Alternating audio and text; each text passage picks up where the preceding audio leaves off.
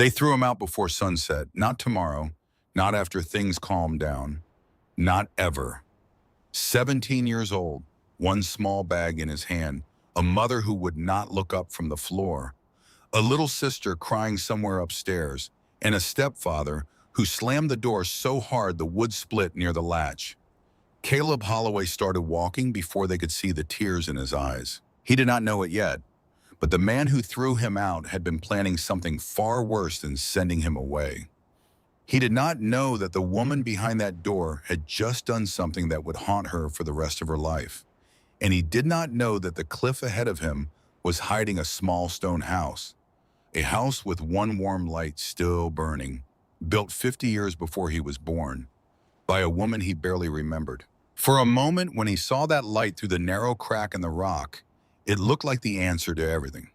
But finding the hidden house was the easiest part. What waited for him inside was going to change everything he thought he knew about his family, his mother, and the price someone had already paid to keep him alive. The sun was already low when Vernon Pike opened the front door and told Caleb Holloway to get out. Not tomorrow, not after supper, not ever. Caleb stood in the kitchen with one hand still on the back of a chair. He was 17 years old, tall enough now that he had to duck under the porch light when he came in. Thin in the way boys are thin when they grow too fast for the food on the table. He had a smear of dirt on the side of his neck from working in the back lot. His shirt sleeve was torn at the cuff. His boots were untied because he had just walked in. And his stepfather was standing there, holding the door open, not looking at him, looking past him at something on the wall that wasn't there. "Get your bag," Vernon said. That was all. 3 words, like he was telling a dog to come down off the couch. Caleb didn't move at first, because his mind was still trying to catch up with the sound. The kitchen smelled like onions and cold grease. There was a pot on the stove that had stopped boiling an hour ago. His mother was standing by the sink with her back to him. She had a dish towel in her hand. She had been holding that same dish towel since he walked in. She had not turned around. "Mama," Caleb said. Her shoulders moved, just a little, like she had been hit. She didn't turn. "Mama, what is going on?" Vernon stepped into the room. Quiet, the way he always moved, like a man who had practiced being slow on purpose. He was 48 years old, thick through the chest, gray creeping into his beard, hands that looked like they had broken things and never said sorry. "You took my money, boy." "I didn't. Don't lie to me." "Vernon, I swear to God I didn't. You're standing in my house. It's Mama's house, too." "You're standing in my house," Vernon said again, slower. "And I'm telling you to leave." Caleb looked at his mother again. Her name was Loretta. She was 45. She had hair the color of late autumn, streaks of gray near the part. She used to laugh at the kitchen sink when Caleb was small. She used to sing while she scrubbed dishes. He had not heard her sing in 7 years. "Mama," he said, "tell him I didn't do it." Loretta's hand tightened around the dish towel.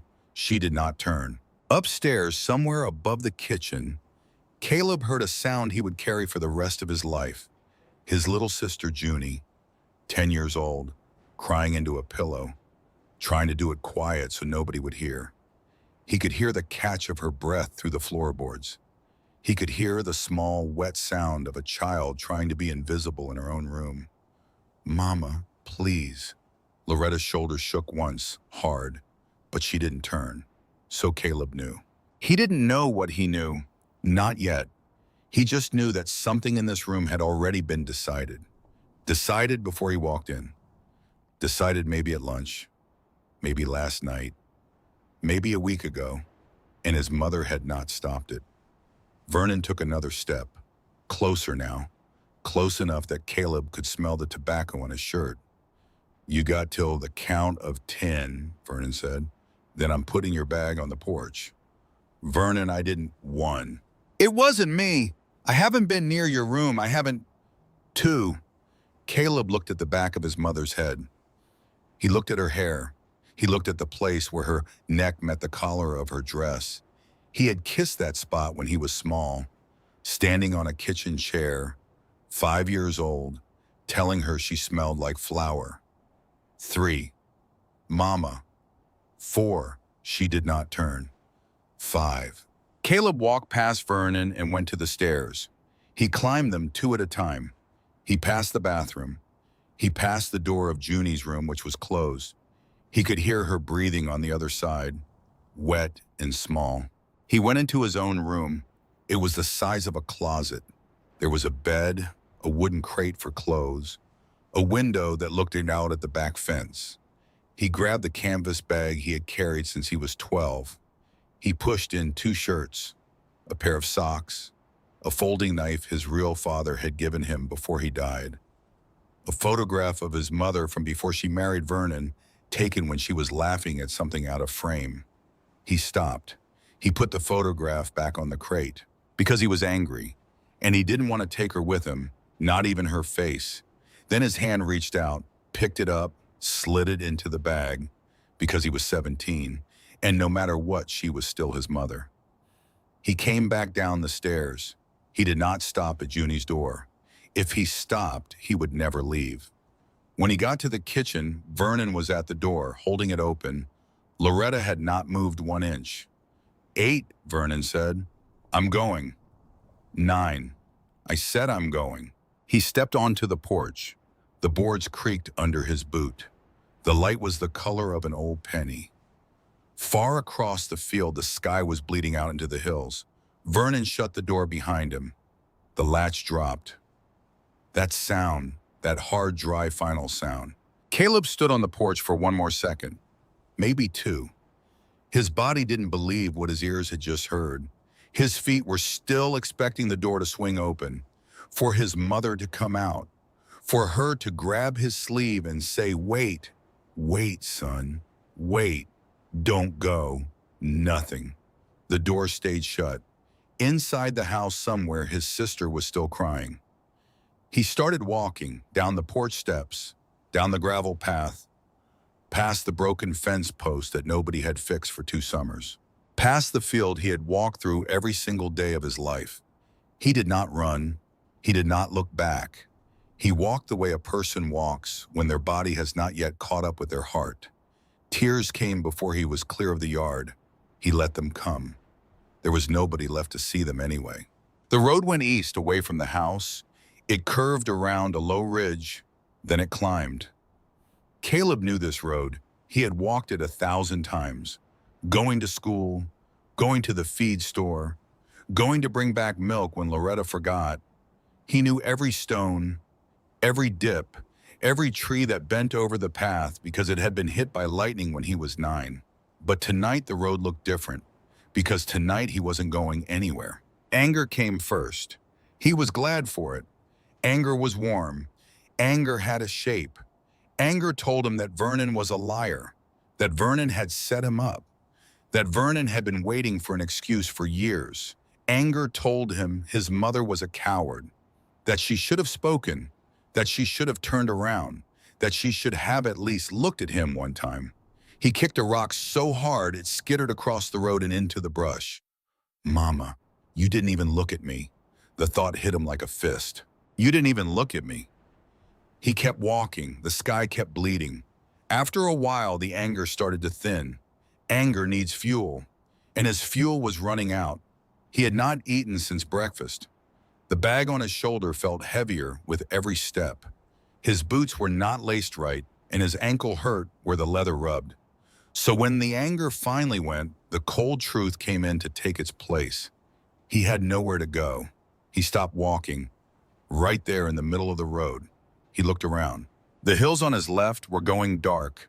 The trees on his right were already black. The wind was sharper now. It came down off the ridge and went straight through his shirt. He had no relatives left. His real father had been an only child. His mother's people had moved away when she was small. He had no grandparents he could remember.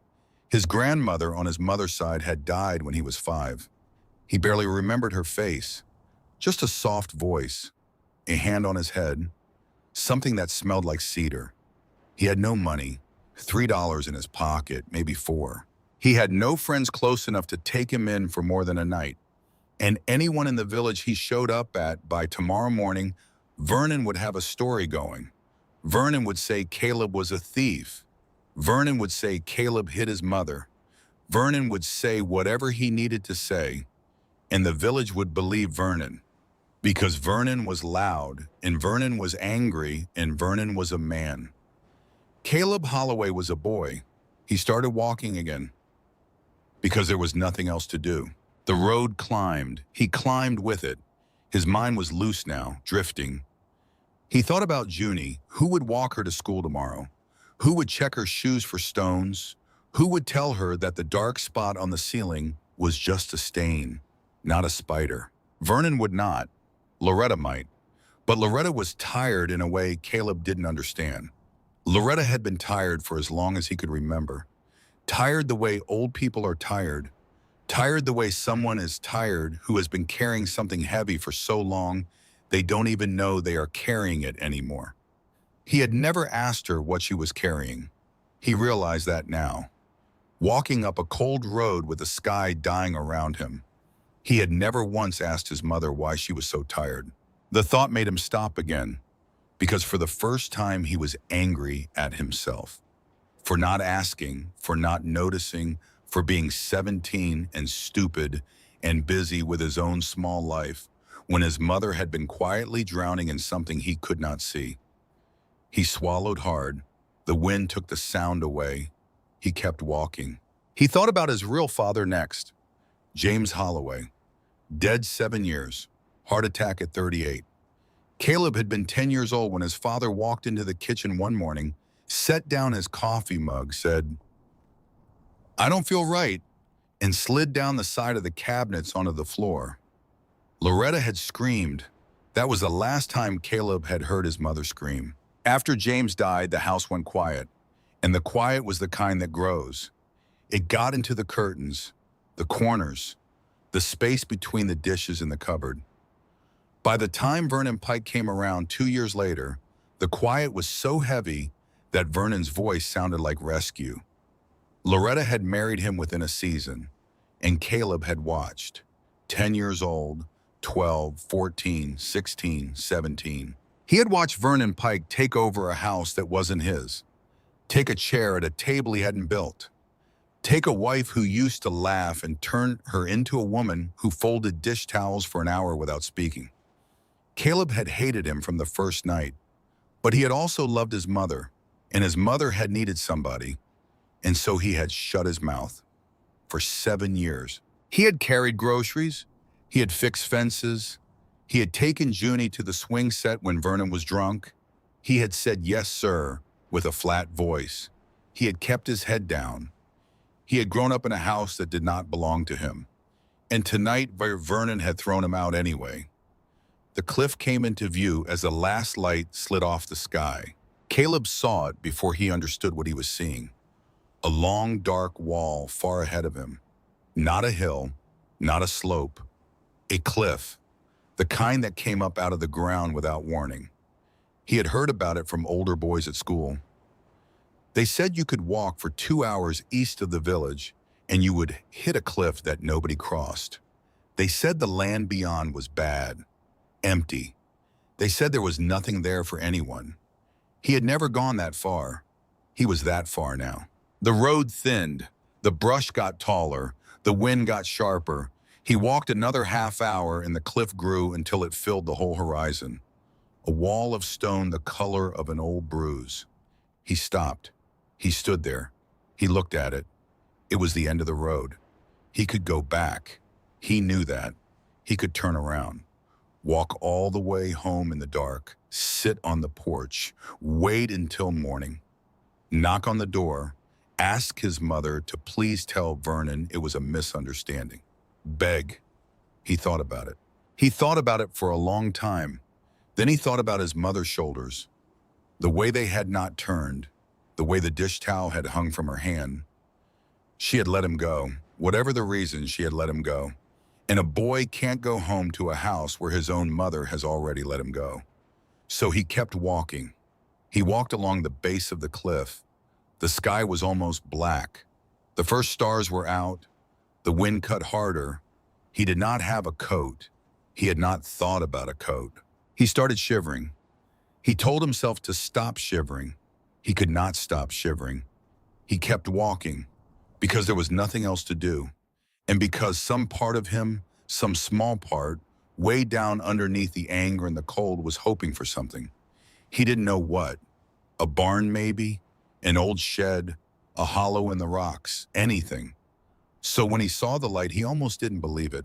It was so small that for a second he thought it was just his eyes playing tricks. He blinked. He stopped walking. He looked harder. There, in the side of the cliff, a narrow crack, so thin that if he had been 3 steps further down the path, he would have walked right past it. From a distance, it looked like nothing, just another split in the stone. But there was a light inside it, soft yellow, steady. Caleb stared. His heart did something strange. It rose up, then it fell, then it rose up again. Hope hurts when you are not used to it. He moved closer, slow. 1 step, then 2. The ground at the base of the cliff was loose. Stones turned under his boots. Dry grass brushed his knees. The wind that had been beating at his back the whole walk was suddenly weaker here. Like the cliff itself was blocking it. Like the cliff was holding its breath. He pressed one hand against the rock. He leaned. He looked into the crack. The crack did not end where he thought it would.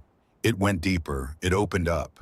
Not a cave, not exactly a tunnel, a hollow. A pocket carved into the body of the mountain itself.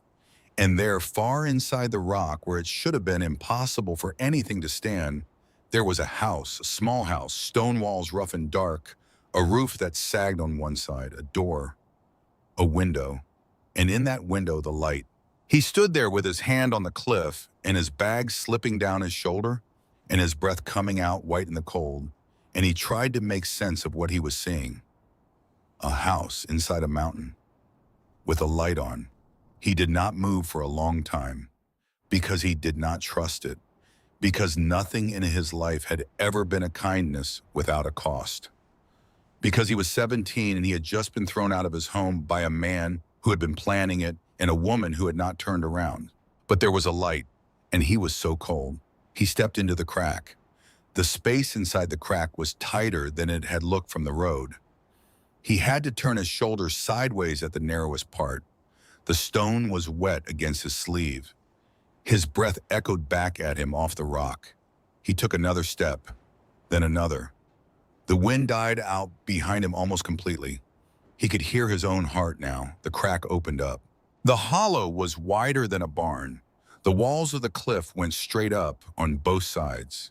The sky was a thin strip of black far above, and the house stood at the center of it, tucked deep into the back, as if the mountain had grown around it on purpose. He stopped. He looked. He listened. No voice, no movement, no smoke from the chimney, no footstep on the floor inside, only that one window and that one warm yellow light. He walked closer. The dirt under his boots was packed hard, worn smooth, as if someone had walked this path many times. Long ago, he noticed a small wooden bench by the wall of the hollow, half rotted, a tin cup on the ground beside it turned on its side. He stopped at the door.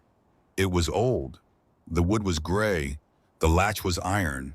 The hinges had rust on them. Up close, the warmth from the window did not feel like welcome. It felt like a candle somebody had forgotten to put out. He raised his hand. He knocked. The sound went into the door and stopped there. Nothing answered. He knocked again, louder. He cleared his throat. Hello. Silence. Oh, I'm sorry. I just need nothing. He waited. He counted in his head to 30. Then he tried the handle. The door opened. It opened with a long, dry groan, the kind of sound a thing makes when it has been closed for a very long time. A breath of cold, stale air came out. The smell of damp wood and old ash and something else underneath. Something like cedar. He stepped inside. The room was smaller than he had thought. One long room with a stone floor, A wooden table with 2 chairs, a bed frame against the wall, no mattress, just slats, a small iron stove in the corner, a shelf with 2 cracked jars on it, empty. That was it. He looked at the window, the light he had been following. He stepped closer. There was no candle, no lamp, no fire. The yellow light was just the last bit of sun caught in the angle of the glass, glowing weakly because the glass was old and warped and held the color longer than it should have. There had never been anyone here. The warmth he had been chasing was a trick of the light. Caleb stood there in the doorway with his bag in his hand, and he did not know whether to laugh or cry, so he did neither. He just dropped the bag on the floor. It hit with a soft thud. That was the only sound in the world. He shut the door behind him. The hinges screamed. He stood in the dark room with his back against the wood. He slid down to the floor and sat there. His hands were shaking. He told himself he was not going to cry. He cried anyway. Quiet, the way Junie had been crying upstairs, because he understood now. The light had not been waiting for him, and nothing had been waiting for him. Not at home, not on the road, not in a hidden mountain house. He was alone, truly alone. The kind of alone that only happens to a person once or twice in a lifetime, and only if they are very unlucky. Outside, the wind was rising again. He could hear it in the crack, whistling, pulling at the door. He needed to make a fire. He knew that. He needed to find blankets. He needed to do 100 things. But for a while, he just sat there with his back to the door and let the cold sink into him. Then he made himself stand up, because Junie was somewhere crying into a pillow, and he didn't know exactly why yet. But he knew that if he died in this stone room tonight, his sister would never have anyone to walk her to school again. So he made himself stand up. He went to the stove. He opened it. The inside smelled like nothing, just old metal and dust. He looked around. There was a small wooden box near the wall. He opened it. A few sticks of wood, dark, heavy, half rotted from damp. He pulled them out anyway. He found a tin of matches on the shelf. The label was faded. He could not read what it had said. He shook it. It rattled. He took one out, struck it. It hissed. It caught. He held the match to the wood. The wood resisted. He held it longer. The wood smoked. He kept holding. His fingers started to burn. He did not let go. Finally, a small flame. He fed it, carefully, like it was the most important thing in the world. Because right now it was. The fire grew, slowly. It was a small, unhappy fire. It would not last long, but it was something. It was a thing he had made with his own hand. He sat in front of it. He pulled his bag close. He took out the photograph of his mother, and he looked at it in the orange light. She was 25 years old in the picture. She was laughing at something off to the side.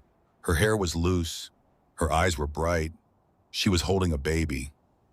That baby was him. He stared at her face for a long time. "Why didn't you turn around, Mama?" he said out loud. The fire popped. It didn't have an answer. He fell asleep with the photograph still in his hand, sitting up, back against the wall, knees pulled to his chest. The fire died sometime in the night. He woke up cold. He did not know what time it was. The little window had a thin gray line across it now. Morning, maybe. Hard to tell this deep in the rock. He uncurled himself slowly. Every joint complained. His mouth tasted like metal. His feet felt like they belonged to somebody else. He stood up, stretched, wiped his face. Then he started walking the room. Because if he was going to live through another night in this place, he needed to know everything about it. Every weakness, every gap, every loose stone. He needed to know what worked and what did not. He walked the perimeter. He pushed on each wall. He checked the window frame. He checked the hinges of the door. He checked the corners for damp. He found the spot at the back where water had come through during the night. The floor there was dark, slick. He kept walking. The floorboards were old, Most of them were nailed down hard, but one near the foot of the bed frame was not. He felt it move under his boot. He stopped. He stepped on it again. It rocked. He knelt down. He pried at the edge with his fingers. It came up, easier than it should have, as if it had been lifted before, many times, by a hand that knew exactly where to put a thumb. He set the board aside. There was a shallow space underneath, a pocket between the floor and the stone foundation. Inside the pocket, wrapped in a piece of dark oilcloth, was a thing. A book. Caleb pulled it out. The oilcloth was soft from age. He unwrapped it on the cold floor with his cold hands, and his breath made a little cloud in front of his face. It was a Bible. A small one, the size of a hand, bound in leather, dark brown. The corners were rounded from being held many times. The cover was warm in his hands, even though the room was cold. He opened it. The first page had a name on it, written in ink. The handwriting was slanted and careful, the kind of handwriting a woman uses when she wants the words to last. Adelaide Holloway. Caleb stopped breathing. Adelaide. That name. He knew that name. He said it out loud, just to be sure. Adelaide Holloway. His voice cracked on it. That was his grandmother, his mother's mother, the woman with the soft voice who had smelled like cedar, the woman who had bonded when he was finding, the woman his mother almost never spoke of, the woman whose face he could no longer remember, whose laugh he could no longer hear, whose hand on his head was just a feeling how and not a memory. That woman, in this house. He sat back on his heels. He could not have moved if the roof had fallen in. His grandmother had been here, in this room. She had owned this Bible. She had wrapped it in oilcloth and hidden it under a board. She had sat where he was sitting. She had touched what he was touching. Why? How? The questions came in like a flood. He could not hold them all. His mother had grown up in the village, hadn't she? He had thought so. He had always thought so. He had never really asked, because nobody talked about Adelaide. Nobody. Not Loretta, not the neighbors, not even old folks at the store who remembered everyone.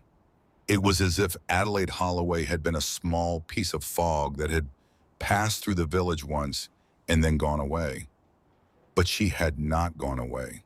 She had been here. In a house inside a cliff. Caleb's hands were shaking again. He held the Bible in his lap. He did not open it. Not yet. He was not ready. He looked around the room with new eyes. The bed frame, the stove, the cracked jars on the shelf, the chairs at the table. She had used these things. His grandmother, with her own hands. He felt something move in his chest. Not grief, not joy. Something in between. Something he did not have a word for. He looked back down at the Bible. He turned the first page slowly. There was a small thing tucked between the page and the cover, a piece of paper, stiff, square. He pulled it out. It was a photograph, black and white, the corners curled, the image faded but still clear. A young woman, maybe 23 years old. Her hair was light, pulled back in a simple knot.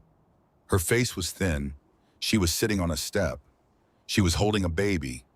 The baby was wrapped in a piece of pale fabric. The baby was very small, new. The young woman was looking at the baby. She was not smiling. She looked tired the way only a young mother can look tired. Tired down past her bones. Tired in a way that had not yet decided to ask for help. Caleb knew her face. He knew it in the way you know someone you have only ever seen in a single old picture. Half certainty, half feeling. It was Adelaide, his grandmother, and the baby in her arms, the small wrapped baby. He turned the photograph over. There were words on the back, 3 lines, written in the same slanted, careful hand as the name on the inside cover. My Loretta, my only hope. May he keep you where I cannot. Caleb read the words once. Then he read them again. He read them a third time, and his hands began to shake so hard he had to set the photograph down on the floor.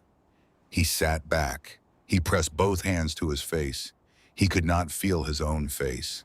That baby was his mother. His grandmother had been holding his mother as a baby in this house, in this room, in this hidden hollow inside a cliff at the end of a road that nobody walked. What was his mother doing here? His mind was not catching up. It was running in circles. Loretta had grown up in the village. She had told him so. Hadn't she, or had she ever actually said the words, or had he just assumed he was assuming? He had been assuming his whole life. His grandmother had hidden his mother in a stone house inside a mountain when his mother was a baby, and his mother had grown up, and his mother had married James Holloway, and his mother had buried James Holloway, and his mother had married Vernon Pike, and his mother had stood at the kitchen sink last night with a dish towel in her hand, and she had not turned around. She had not turned around because Caleb did not finish the thought. Could not. There was a wall in his mind, and the thought was on the other side of it. He picked up the photograph again, carefully, with both hands. He looked at his grandmother's face. He looked at the small, wrapped shape in her arms. He looked at the words on the back. May he keep you where I cannot. Adelaide had been writing to God. Adelaide had been giving her baby to God because she did not believe she could keep her own child safe. His grandmother had been afraid. Of what? Of who? Caleb stood up. The Bible slid off his lap. He didn't care. He walked to the small window. He looked out at the hollow, the crack, the strip of sky. The sky was gray now, heavy. The clean morning was already gone. There was a darkness building behind the strip of cliff far above him. A bruise, a weight, a smell in the air that he knew from every farm boy's summer of his life. A storm was coming, a real one. He ran out his hand against the cold glass. He thought of his mother, the way she had stood at the sink, the way her shoulders had not turned, the way her hand had tightened on the dish towel like it was the only thing keeping her standing. And for the first time, a different thought came to him. What if she hadn't been a coward? What if she had been doing the only thing she knew how to do? What if she had been trying to save him? Caleb's eyes filled. He pressed his forehead against the cold glass. The wind picked up outside. Far up at the top of the cliff, somewhere above the hollow, he heard the first low growl of thunder. He turned around. He looked at the small stone room, the bed frame, the stove, the cracked jars, the Bible on the floor, the photograph beside it. His grandmother had hidden his mother here. His mother had hidden a secret about him. And now he was the one hiding inside this house. 3 generations, 1 door, 1 light and 1 window. The thunder rolled again. Closer. Caleb walked back to the photograph. He picked it up. He slid it carefully back inside the Bible. He wrapped the Bible in the oilcloth. He held it against his chest. Mama, he whispered. He didn't know what came after that word. Outside, the wind began to push at the door of the little house. And somewhere in the dark sky above the cliff, the rain started falling. The first drop hit the roof above his head, and Caleb flinched. Just 1 drop. Then 2. Then a sound like somebody pouring a bucket out of the sky. The storm came down on the hollow all at once. Hard, mean, the kind of rain that does not knock first. It just shows up and tells you it is staying. The little house shook with it. The roof slats hummed. The walls drank the sound and gave it back doubled. Caleb stood in the middle of the room with his grandmother's Bible pressed against his chest. He did not move for a long second because his head was still in the photograph. Still on his mother's shoulders, not turning. Still on the words, may he keep you where I cannot. And the storm did not care. Water hit the back wall of the little house first. He heard it before he saw it. A wet ticking sound near the corner. Then a slap.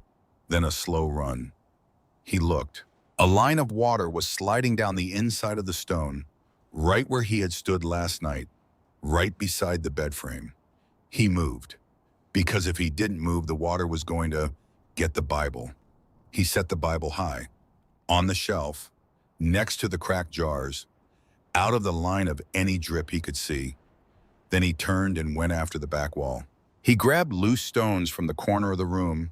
He shoved them against the base of the wall. Water hit the back of his hand. Cold. The cold went up his wrist, into his elbow, into his shoulder. He kept stacking. The water found a second path. He stacked there too. It found a third. He swore under his breath, words he had not used in front of his mother since he was 12. The words came out like little pieces of his own anger. He didn't know if he was cursing the storm or his stepfather or the wall or himself. He was probably cursing all of them. A gust hit the door. The whole house shuddered. The crooked shutter on the window banged once. Then again. Then a third time. The latch on the inside was loose. He ran to the window. He grabbed the shutter. He held it shut with one hand while he reached for the bag he had brought in. He found the folding knife his father had given him. He flipped it open. He used the back of the blade to wedge a strip of wood against the latch. Crude. Ugly. It would hold. Maybe. Another gust. The shutter shook. The wedge held. He ran back to the wall. The water there was now coming in 3 places. He could hear it. He could feel the cold spreading along the floor. His boots squelched. He grabbed the table, the wooden table with the 2 chairs. He dragged it sideways across the room. He flipped it onto its side. He shoved it against the back wall. He used it as a barrier between the leaks and the rest of the floor. The water hit the wood. It pooled. It paused. Good. Move. He went to the front of the house, the narrow opening of the hollow. He had not built any barrier there yet. He went out to start one. The rain hit him in the face. Cold, hard, sideways. He couldn't see. He wiped his eyes. He saw a flash, far above. Lightning. He did not have time to count for thunder. The thunder came on top of the lightning, a crack so loud the cliff itself seemed to flex. He grabbed a fallen branch. He shoved it against the rocks at the mouth of the crack. He grabbed a flat stone. He set it on top. He grabbed another. And another. He worked with rain in his ears and rain in his collar and rain in his boots. Then a sound he did not want to hear, a loose grinding sound from up above. He looked up. Bad idea. Because the rain hit him directly in the eyes, and for a second he saw nothing. But he had seen enough. A piece of stone, up high on the lip of the hollow, loose, working itself free. He moved. He sprinted back inside. He pulled the door behind him, and the door slammed, and the wind slammed back, and the door slammed again, and finally the latch caught. He stood with his back against the door. His chest was heaving. He could not feel his fingers. Then, crash. Something heavy hit the dirt outside the door, hit it hard enough that he felt the floor jump. He waited, nothing else. He cracked the door open. A chunk of rock the size of a car tire was sitting in the dirt 3 feet from the door. Wet, black, new. If he had been outside one more minute, don't think about it. Don't. He shut the door. He set his back against it. He slid down to the floor. His hands were shaking. Not from cold this time. He pressed his palms flat to the stone floor to make them stop. They did not stop. He looked up at the shelf. The Bible was still there, still safe, still wrapped in the oilcloth. He started to laugh, not a real laugh, a little crooked one. The kind of person laughs when there is nothing else left in their face, because he had run inside to save himself from a falling rock. And the first thing his eyes had gone to was a book he had not even read yet, a book that belonged to a dead woman he could barely remember. He pushed himself up off the floor. His knees popped. His back hurt.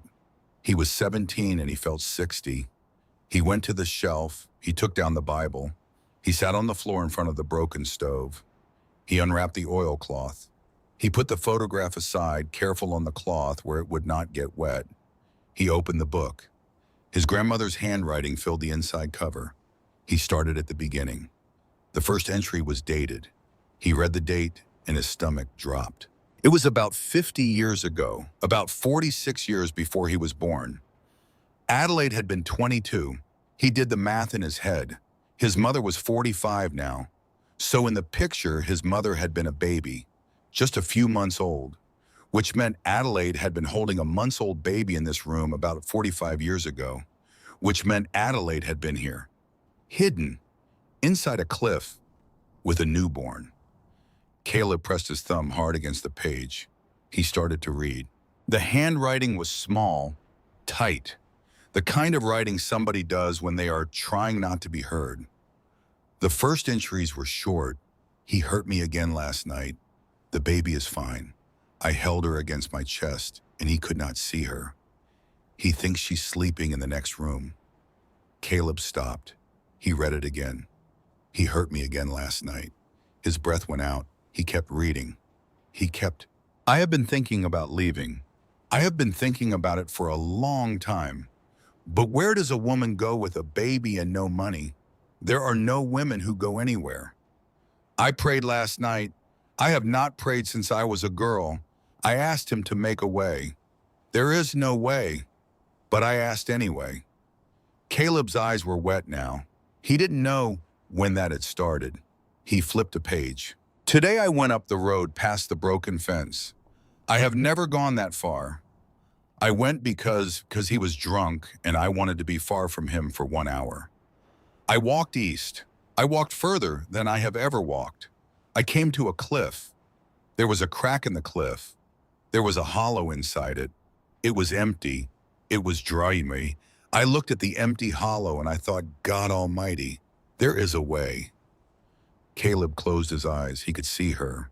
A young woman, 22, hair pulled back, standing in a hollow she had just discovered, looking at empty stone, and the empty stone looking back, and both of them realizing the same thing at the same time.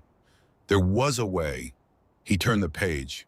It took me 3 weeks to bring everything I needed. I did it in pieces. I waited for the days he was gone. I carried wood. I carried tools. I carried the iron stove on a sled in the snow. I thought I would die carrying it. I did not die. I built a small house in the back of the hollow with my own hands. Caleb looked up. He looked at the walls, the rough stone walls, the crooked shutter, the cold iron stove in the corner that was now slowly drying his soaked clothes. His grandmother had built this, by herself, in the snow, while being hurt at home. He pressed his hand over his mouth. He read on. The night I left him, I waited until he was asleep. I wrapped Loretta in 2 blankets. I put on every piece of clothing I owned. I walked out of that house and I did not look back. The dog whined. I thought he would wake the dog and the dog would wake him. The dog let me go. Sometimes I think the dog was an angel. Caleb laughed, wet. Once, just a sound in his throat, a little laugh that was also a sob. I have been here 3 months now. The baby is fat and warm. I have made a garden in the cracks where the sun gets in. I have a bucket for water from the spring. I am terrified every day, but I am also free. He flipped further into the diary. The entries got longer, calmer. She wrote about the baby learning to crawl, the baby learning to walk, the baby saying her first word, which was up, the baby pulling herself onto the wooden chair to sit at the table like a tiny adult, the baby laughing at the spring water. That baby was his mother. His mother had laughed. Once in a hidden house a long time ago. Caleb didn't know why that broke him, but it broke him. He sat there on the cold floor with his shoulders shaking, quiet, not loud, crying the way men cry when nobody has ever told them they are allowed to. The storm kept going outside. He kept reading. There was an entry near the end of the early years. Loretta is 3 years old now. She is too smart to keep a secret. She is asking why we live in a stone box. She is asking why there are no other children. She is asking where her grandfather is. I cannot answer her. I cannot raise her here forever. A child needs other children. A child needs a school. A child needs a normal life with normal walls and normal sky. I have to take her down to the village. I am terrified, but I have been thinking about this for a year. I have a plan. I will not say I came from a hidden house. I will say I came from somewhere far. I will say my husband died. The story is half true. The man who hurt me is dead now to me. That is dead enough. I will go down to the village. I will find a small room. I will work. I will raise her like a normal child. I will never tell her about the stone house, because if I tell her, she will tell others. And if others know, then someday somebody else who is running will not have a place to run to. Caleb stopped breathing. He read it again. Somebody else who is running will not have a place to run to. He looked up. He looked at the walls again. He looked at the iron stove, the cracked jars on the shelf. She had built it for the next person. She had built it for whoever came next. And she had kept the secret of it for her whole life, so that the house would still be here, still empty, still hidden, still waiting. The day a 17-year-old boy with nowhere to go would walk down a road that ended at a cliff. That boy was him. That boy was her grandson. She had built him a place to live, 45 years before he was born. Caleb closed the diary. He held it in both hands. He sat there for a long time. The storm was easing now. The rain was going slower. The wind was tired. The hollow was full of the smell of wet stone and wet wood, and the small, sour smell of his own boots drying by the coal stove. He didn't move, because he was full of something he could not name. It was not gratitude. It was bigger than gratitude. It was the feeling of being wrong about everything. Wrong about being alone. Wrong about the world being empty. Wrong about his life being something that had just started yesterday on a porch with a slammed door, because his life had started long before that, in a stone room, in the hands of a tired young woman who had prayed to a God she had not spoken to since she was a girl, and the God had answered with a hollow in a cliff, and the hollow in a cliff had answered 45 years later with him. Caleb wiped his face with his sleeve. He stood up. He had work to do. He went back to the wall. He stacked more stones. He used the oilcloth he had unwrapped from the Bible to plug a thin gap above the window. He didn't need it for the Bible anymore. The Bible was not going to be hidden again. He took the photograph and he set it on the table so he could see his grandmother's face while he worked. He worked all afternoon. He did not eat. He did not have anything to eat. He drank water from a tin cup he found near the stove. He ran it under the leak in the wall and let the storm rinse the cup clean. He drank cold rainwater out of his grandmother's cup, and his stomach stopped grumbling for a while. By evening, the storm had passed. The hollow was full of the soft sound of dripping. The light was a thin gray. He stepped outside the door and looked up. The strip of sky above the cliff was clearing. He could see one star. He stood there with his hands hanging at his sides, and he watched the star, and he thought about his mother sitting in a kitchen. What if she did know? What if she did know about this house? What if she had always known? What if the reason she had not turned around at the sink last night was that she had been thinking very fast, about a road, about a cliff, about a crack in the rock? Caleb's chest tightened. What if she had let him go on purpose? What if she had let him go because she knew? He didn't have an answer, but the question would not leave him. He went back inside. He shut the door. He slept that night on the cold floor, with his head on his bag, with the Bible against his chest. He did not dream. He woke before sunrise. He woke because something was in the hollow, a footstep, not his, outside the door. Caleb sat up so fast his head spun. He listened. Another footstep, light, careful, the shuffle of somebody who did not want to be heard. His heart kicked into his throat. Vernon. It was the first thought. Vernon had come for him. Vernon had figured it out. Vernon was here, but it didn't sound like Vernon. The step was too light, too small. Caleb stood up. Slow, he grabbed the folding knife from the table. He opened it. He held it down at his side. He went to the door. He pressed his ear against the wood. He heard breathing. Whoever it was, they were standing right outside. He pulled the door open. A girl jumped back. She made a sound, not a scream, a small, sharp noise that came out of her by accident. Her hand went up to her mouth. Caleb froze. She froze. They looked at each other. She was 16 maybe, younger than him. Her hair was wet and stuck to her face. Her eyes were bright in the gray light. There was a bruise on the side of her jaw, going green at the edges. Her coat was too thin. Her shoes had holes. A small canvas bag was over her shoulder. Her hands were red with cold.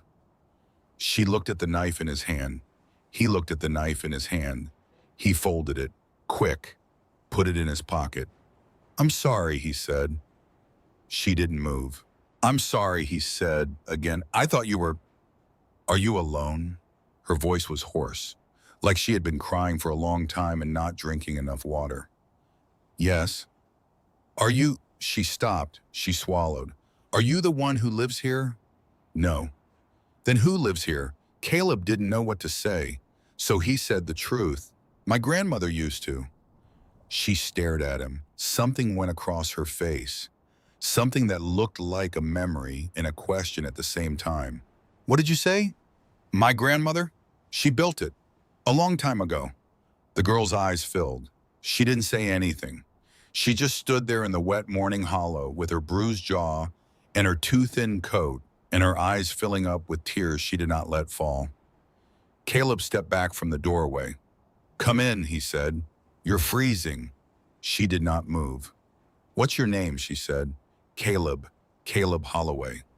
She made a sound, a small one, like the wind had been knocked out of her. "What?" he said.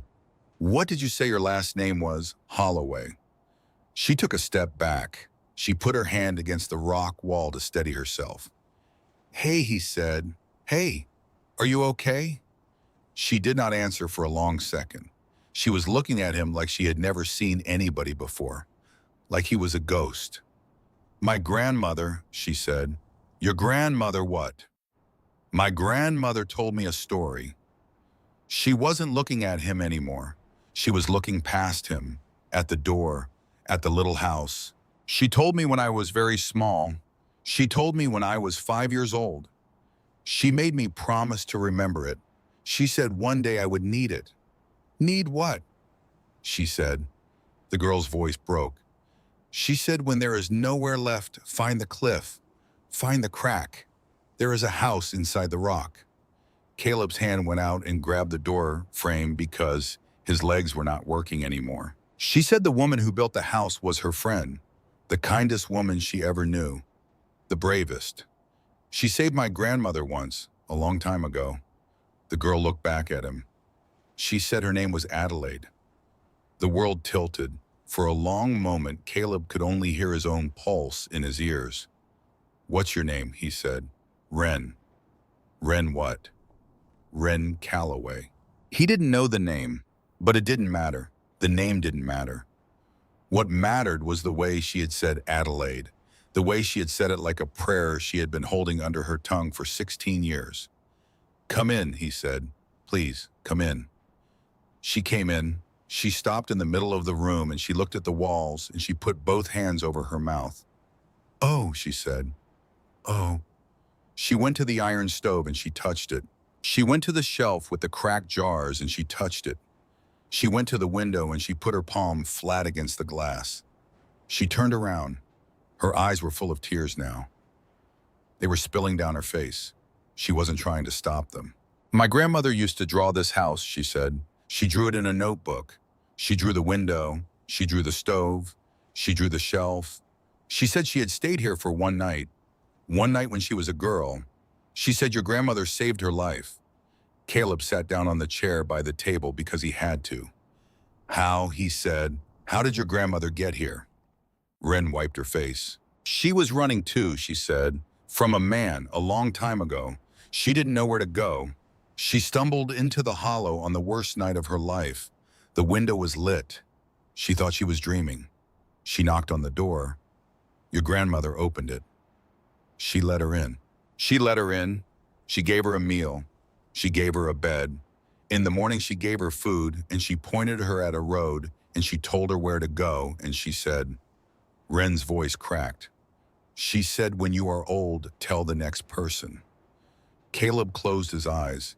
His grandmother had not just built the house for herself. She had not just built it for whoever happened to find it. She had told a girl about it.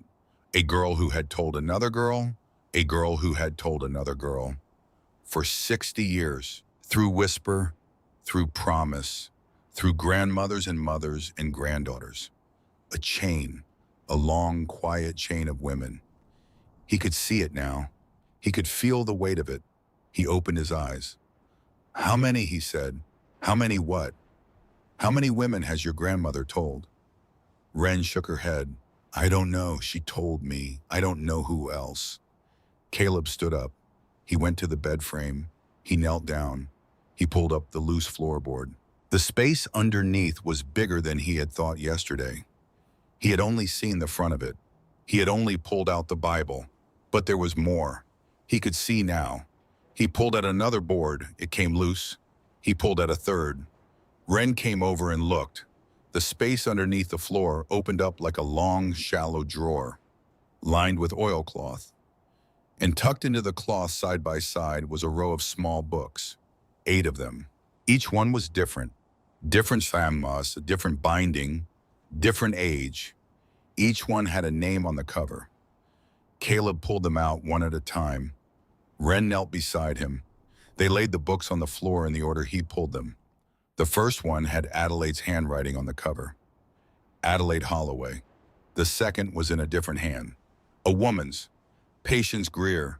The third, Mary Webb. The fourth, Iris. Just Iris, no last name. The fifth was in a child's careful hand. Eliza, age 14. Caleb stared at that one.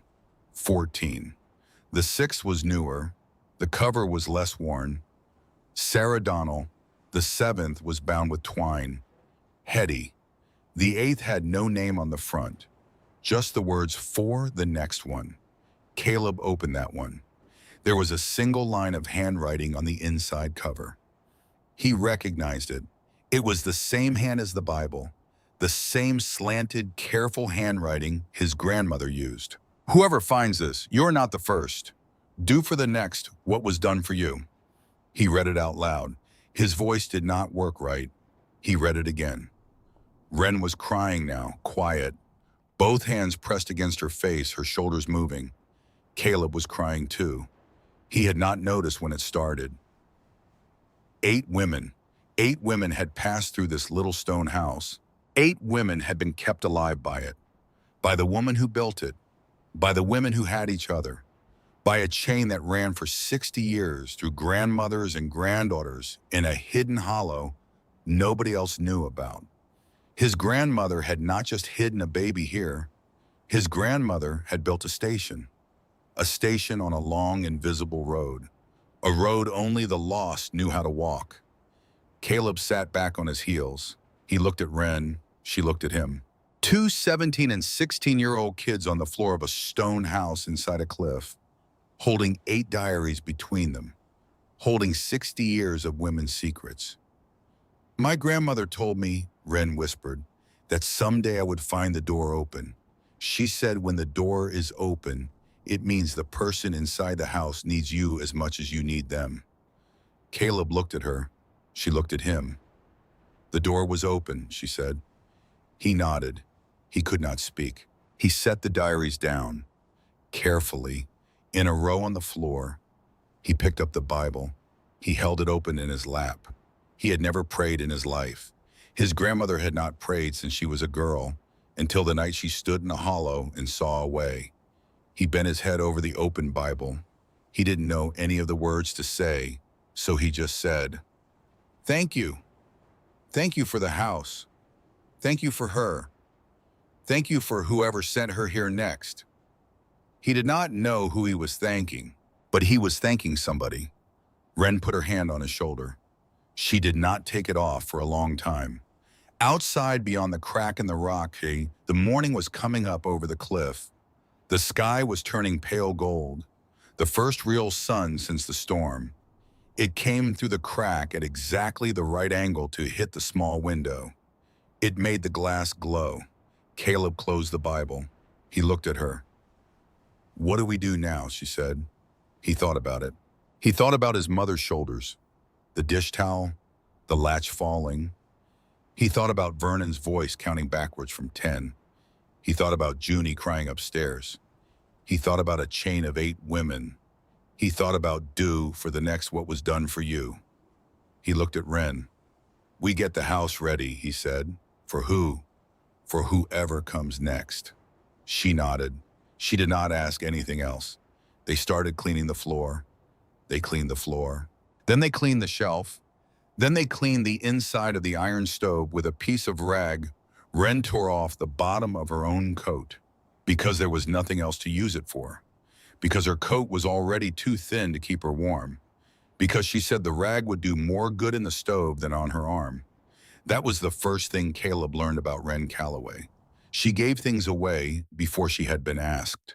For 3 days they worked. On the second day, they found a small hand pump well at the back of the hollow. Hidden behind a rock pile, Adelaide had built it. Of course she had built it. Caleb worked the handle until his shoulders burned. Cold, clean water came up from somewhere deep in the cliff. Wren drank from her cupped hands and laughed. That was the first time he heard her laugh. He didn't say anything about it, but he wrote it down later, in the empty diary, the one with no name on it, the one his grandmother had left for whoever came next. Wren laughed today. Once, it was small, it mattered. He didn't know why he was writing. He just knew that his grandmother had written, so he was writing. The chain had a shape. The chain needed pages. On the third day, Wren said something while she was sweeping. "I don't think they're coming for me." He looked up. "My family, I don't think they're going to come look." He didn't answer because he didn't think his family was coming for him either. He kept sweeping. She kept sweeping. After a while, she said, "Is that worse or better?"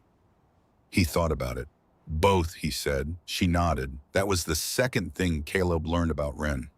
She asked the questions he was scared to ask himself.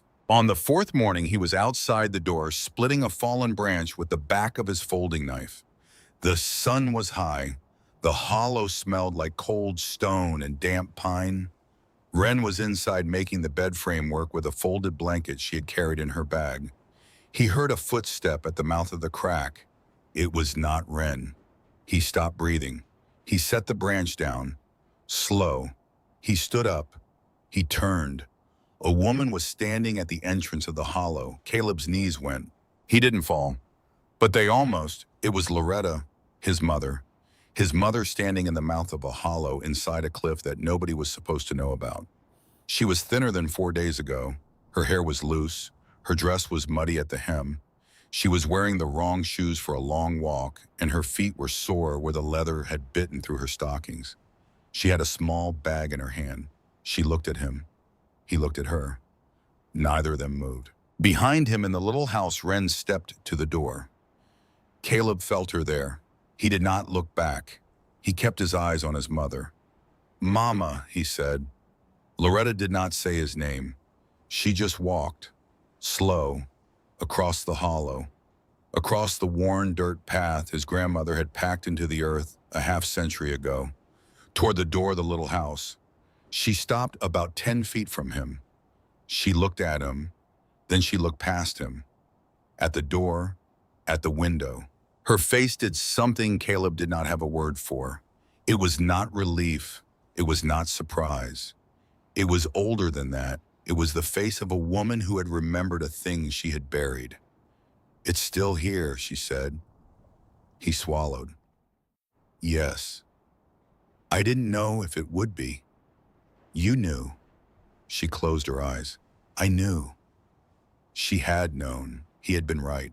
He stood in the cold sun, and he understood that he had been right about her not turning around. She had not been a coward. She had been a woman with a road in her head, a road she had been carrying since she was 3 years old. She had let him walk it, because she had walked it once in her mother's arms when she was too small to remember. And she had remembered anyway. Some part of her had remembered. Some quiet part of her had carried the map, just in case. In case her son ever needed it. Caleb's eyes filled. He didn't move. She didn't move.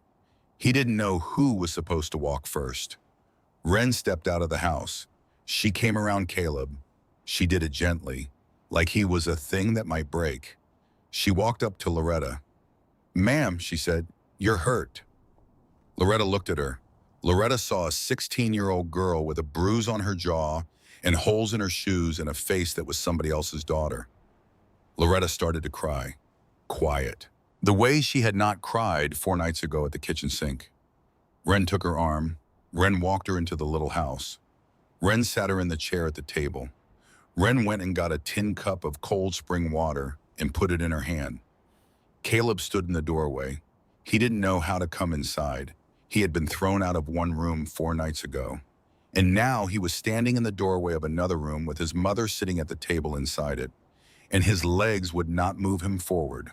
Loretta drank the water. She set the cup down. She looked at Wren. "Thank you, sweetheart."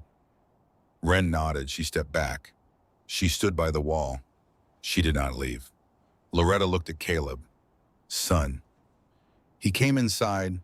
He sat across from her at the table, the same table his grandmother had built, the same table his mother had sat at as a baby, the same table Wren and Caleb had eaten cold biscuits on the night before, both of them too tired to talk.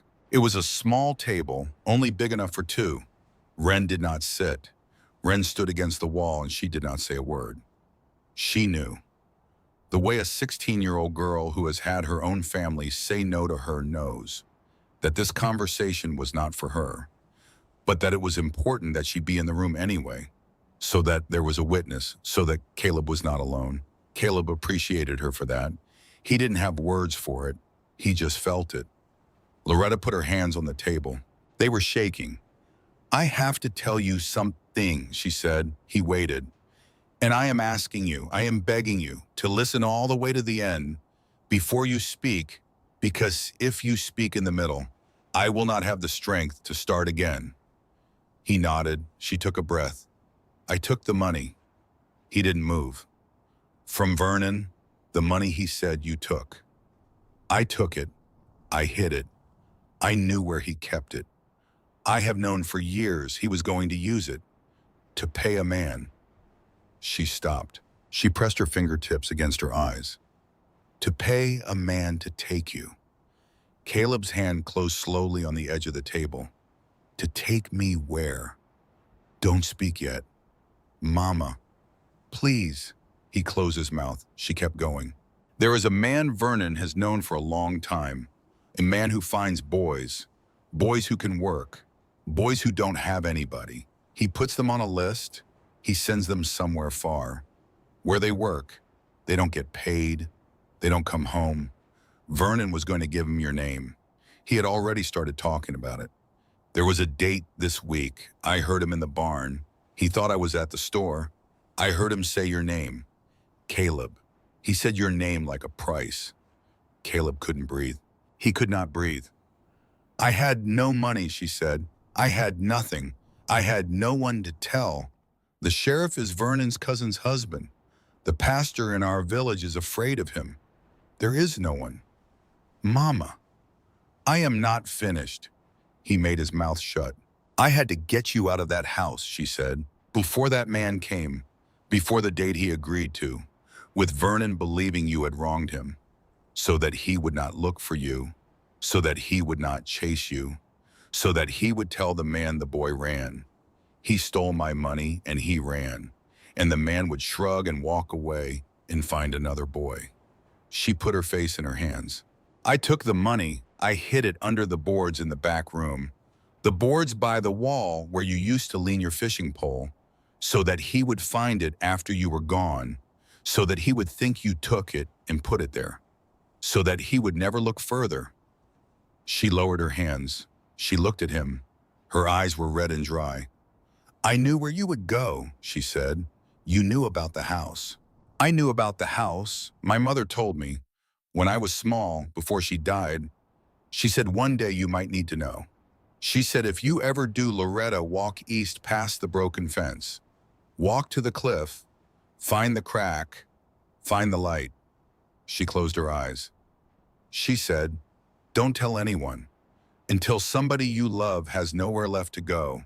And then you tell them and you let them go." Caleb made a sound. He didn't know what it was. It was not a word. I let you go, Loretta said. I let you go because I would rather you walk into a stone room alone than be put on a wagon by that man. She stopped. Junie is safe. I sent her to my cousin's 2 days before. I told my cousin Vernon was getting bad. I asked her to keep Junie a few weeks. She said yes. She did not ask me why. She is a good woman. Caleb closed his eyes. His sister was safe. He had not known he had been holding that fear until it set down. That is the truth, Loretta said. That is all of it. I am finished. The room was quiet, the kind of quiet that has weight. Caleb did not speak for a long time. He was looking at his mother, but he was seeing her differently. He was seeing every long, tired year, every dish towel, every meal she had cooked while listening for Vernon's boots on the porch, every silence at the kitchen sink that he had read as weakness. He had read her wrong. He had read her wrong his whole life. She had not been quiet because she had nothing to say. She had been quiet because she was carrying something heavy, something she could not put down, something that had a name, her son's name. Caleb stood up. He came around the table. He knelt beside her chair. He took her hand. Her hand was so cold, so small. Her fingers were thin. He put both of his hands around her one hand and he held it. She broke. She broke in the way a person breaks when they have been holding something for too long. Quiet, then not quiet, then her shoulders shaking, then her crying into his hair as he pressed his forehead against her knees. He cried too. He did not try to stop. This was crying for the woman his mother had been, the whole time, while he had not asked, while he had not known, while he had thought she was just tired. He held her hand for a long time. Wren stood by the wall. She did not look away. She did not look at them either. She looked at the small window. She let Caleb and his mother have the room, and she stood there with her hands folded in front of her like a girl at a church she was not sure she belonged to. But she belonged. She belonged because she was here, and nobody who had ever come to this house belonged anywhere else when they arrived. They belonged because they came. Eventually, Loretta sat back. She wiped her face with the back of her wrist. She looked at Wren. Who are you, sweetheart? Wren Calloway, ma'am. Calloway, Loretta said it slow, like she was tasting it. Was your grandmother? She paused. Was your grandmother a girl named Hannah once? Wren stared. She was. Loretta pressed her hand to her mouth. I knew her, she whispered. I knew her when I was 4. She came to our little room in the village. She came to thank my mother. Once. Just once. They sat in the kitchen and they cried together. I remember her. I remember her hair. I remember she smelled like soap. I asked my mother who she was. My mother said, a friend. My mother always said a friend for everything. Wren's eyes were wet.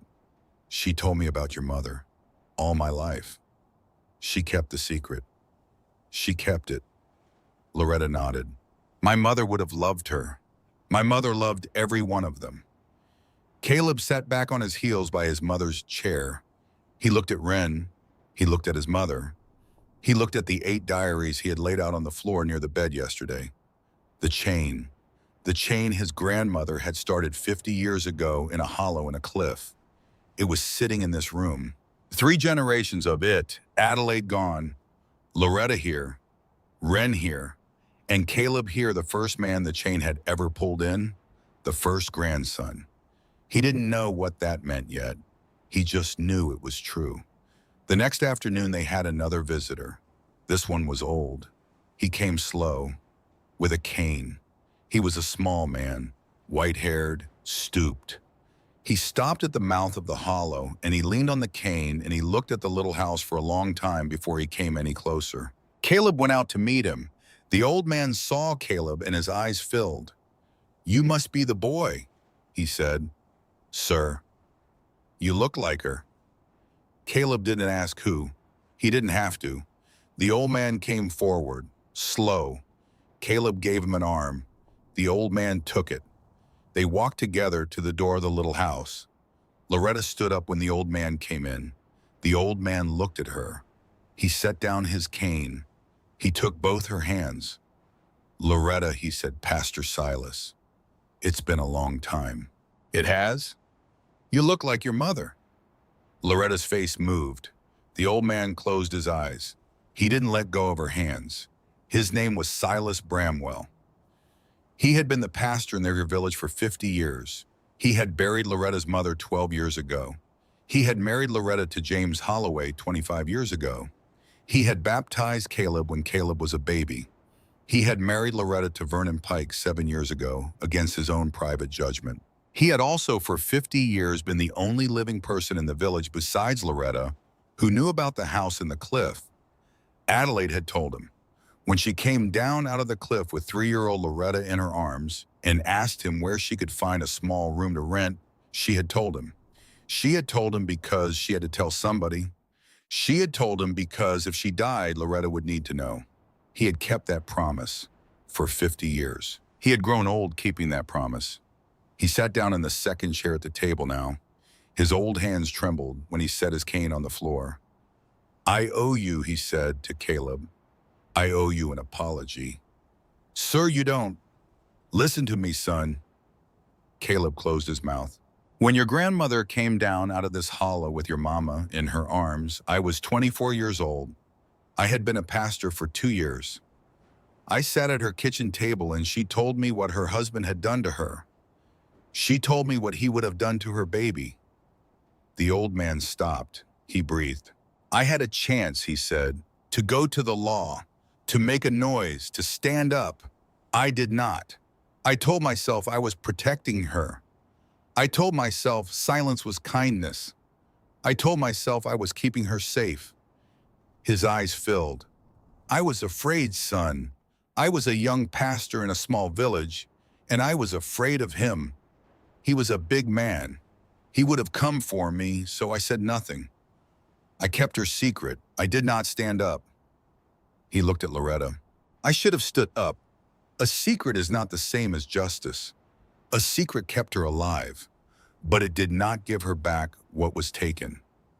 I never said that out loud to her. I am saying it now. Loretta, I am saying it now." Loretta took his hand. She did not speak. She squeezed it. He squeezed back. He turned to Caleb. "So when I tell you what I have come to say, hear me. I am not the man your grandmother needed me to be. I am trying, today, to be that man. For you. Sir, Vernon Pike has been arrested." Caleb's breath went. "This morning, the state troopers. There were 3 of them. Your mama walked into the station 2 days ago. She told them everything. About the man, about the date, about the boys. They had been watching that man for a year. They needed somebody to talk. Your mama talked." He looked at Loretta. They were waiting for somebody to be brave enough. Loretta closed her eyes. "Vernon will not be coming home, son. Not for a long time. The man he was working with is in custody. There are other boys. They are going to find them. Your mama did that." Caleb looked at his mother. He could not speak. Loretta was looking at her hands. Pastor Silas reached across the table and put his hand on top of hers. "You did a thing your mother would be proud of," he said. "You kept the chain. You kept it the way it was meant to be kept. And then you broke a different chain. The chain that man had on you. You broke it. You are going to be all right, Loretta." Loretta started to cry again. But it was a different crying. It was the crying of a woman who has set a thing down. After 50 years. A thing she had been carrying since she was 3. Pastor Silas stood up. He picked up his cane. He walked slow to the door of the little house. He stopped there. He turned around. He looked at the room, the walls, the window, the shelf, the stove, the table, the bed frame. His old face crumpled. "She built it well," he whispered. "Sir, your grandmother, she built this room well. It is still standing, after 50 years. He pressed his hand over his mouth. "I should have come up here once, to see it while she was alive. She invited me. I never did. I was always too busy. I was always too afraid. She invited me twice. He shook his head. Don't make my mistake, son. Don't be too afraid to come and see what the people you love have built. He stepped outside. He walked back to the mouth of the crack. Slow. Caleb walked with him. The old man stopped at the entrance and looked back at the house one last time. You should stay, he said. Sir, I know what you're going to do, the pastor said. I knew when I saw your face in the doorway. You're going to keep it open. The way she did. Caleb looked at the ground. It would mean, he said, it would mean not coming home. I know. My sister. Junie can come visit. Junie is going to need a brother who has done a brave thing. And Junie is going to need a brother who has not been broken by Vernon Pike, even from prison. Yes, sir. You stay, son. The road needs people who stay. Caleb nodded. The old pastor put his hand on Caleb's shoulder. Light, bony, warm. Your grandmother would be proud, he said. He did not stay for those words to be answered.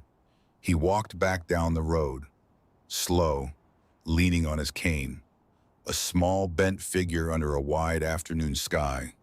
Caleb watched him go until he was around the bend. Then he went back inside. Loretta was at the table with Wren. They were drinking water from the tin cup. Loretta was holding Wren's hand. Caleb stood in the doorway. The window light fell across them. It made both their faces look young. That night, Loretta slept on the bed frame with Wren's blanket over her. Wren slept on the floor. Caleb slept by the door because somebody had to be by the door. In the morning, he stood up. He stretched. He went outside. The sun was just coming up over the strip of cliff above the hollow. He walked over to the small wooden bench by the wall, the half-rotted one, the one his grandmother had probably built so she could sit out here with the baby in the afternoon sun. He sat on it.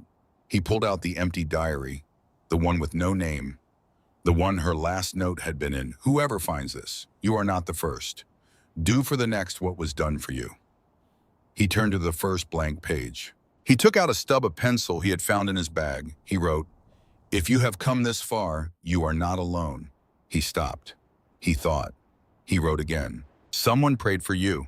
Someone is waiting to love you. Someone built this room with her own hands so that you could find a door open one night when you thought all the doors in the world were closed. Her name was Adelaide Holloway. She did not stop with one woman saved. She did not stop with two.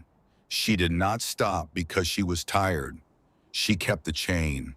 The women who came after her kept the chain. Their granddaughters carried it forward. You are reading this because somebody loved you before you got here.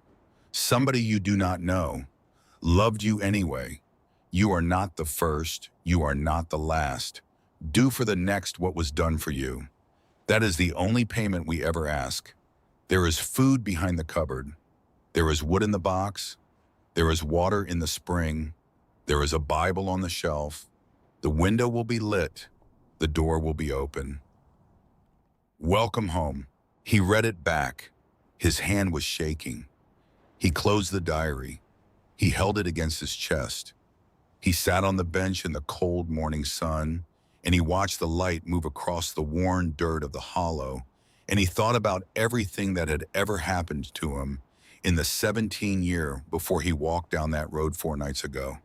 It all looked different now. His father dying in the kitchen, his mother falling quiet, Vernon coming through the door like a wolf in a coat, the years of silence, the throne bed, the slam latch, the walk, the cliff, the crack, the light. It all looked different. It did not look like a series of bad things that had happened to him. It looked like a road that had been walking him toward a small stone house his grandmother had built before he was born. It looked like a woman he could not remember had been holding his hand the whole time. The door of the little house opened behind him. Loretta came out. Her hair was loose. Her dress was still muddy at the hem. She stood in the doorway with the morning light on her face. She looked at him. She did not have to ask. She knew. She walked across the hollow. She sat down on the bench beside him. She took his hand. They sat there, mother and son, for the first time in 7 years. After a long while, she said, "You're staying." "Yes, Mama. I thought you would." "How did you know?" "You sat down on the bench like she used to sit." He looked at her. "You remember her?" "I remember pieces. I remember the sound of her humming. I remember her hand on my head. I remember her saying, 'Loretta, the light is on for you, baby, always. The light is on for you.'" Loretta's face was wet. "She was telling me about this house," she whispered. "She was telling me the whole time. I didn't understand. I thought she was just being sweet." Caleb pressed her hand against his cheek. "She wasn't being sweet," he said. "She was leaving you a map." Loretta closed her eyes. She nodded. "Then I'm going to leave one too," she said, "for Junie, when she's old enough. So she knows. So she has somewhere to go, if she ever has to go." "Mama." "What?"